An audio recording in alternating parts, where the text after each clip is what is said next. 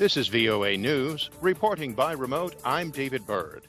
U.S. government officials say the first COVID-19 vaccines will begin arriving in states Monday morning.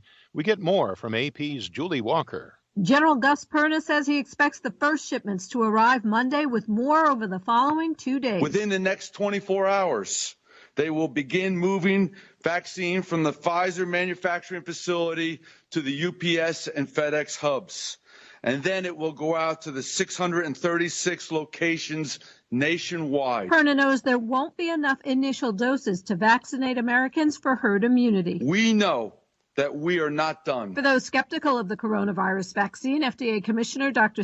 Hahn says they didn't cut corners, just red tape. I know the meticulousness of the review that the FDA has done. I will absolutely take this COVID-19 vaccine. I'm Julie Walker. South Korea reported a record 950 daily coronavirus cases on Saturday, exceeding the late February peak of 909. Reuters Emer McCarthy reports.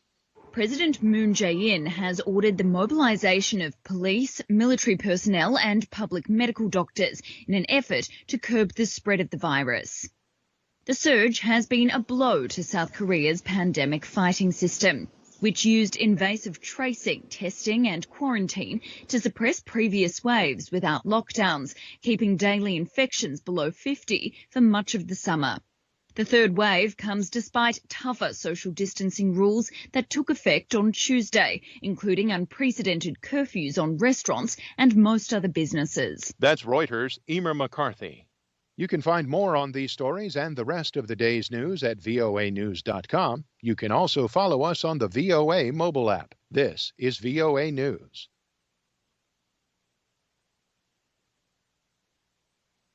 UN Secretary General António Guterres has urged world leaders to declare states of climate emergency in their countries to spur action to avoid catastrophic global warming. Guterres said that economic recovery packages launched in the wake of the coronavirus pandemic represented an opportunity to accelerate the transition to a low-carbon future, but he warned this was not happening fast enough. Carbon dioxide levels are at record highs. Today we are 1.2 degrees hotter than before the Industrial Revolution.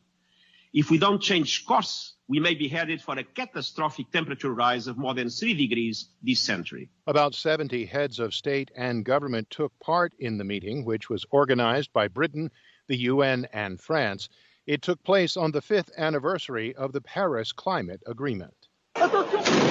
French riot police dragged and arrested demonstrators in Paris who were protesting against police violence and a security bill on Saturday.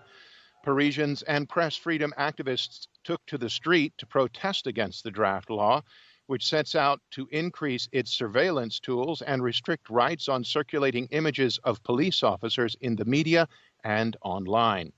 Protesters say the bill would also restrict civil liberties and would infringe journalists' freedom in the country. France has been hit by a wave of street protests after the government introduced the security bill in Parliament. A convoy carrying medicines and relief supplies from the International Committee of the Red Cross and the Ethiopian Red Cross Society has reached Ethiopia's Tigray province to help people affected by the fighting there. The convoy was arranged in coordination with Ethiopian government authorities. It is the first international aid to arrive in Tigray since the conflict erupted almost 6 weeks ago.